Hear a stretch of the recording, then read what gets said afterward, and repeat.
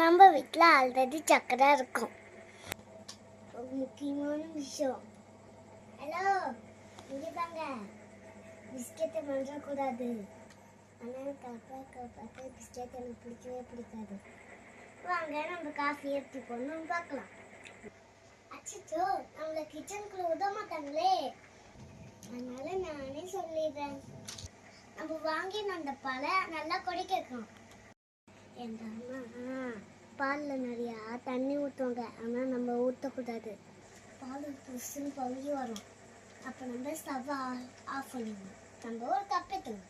அதில் 2 ஸ்பூன் சர்க்கரை போட்டுக்கணும்.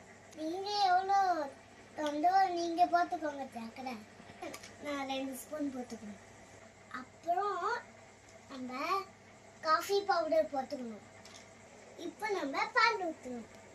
இப்போ நம்ம ஒரு ஸ்பூன் எடுத்து அப்படியே டகடகடகடன்னு கலக்கணும். இப்போ நம்ம காஃபி ரெடி. காஃபி எப்படி இருக்குன்னு நீங்களே பாருங்க.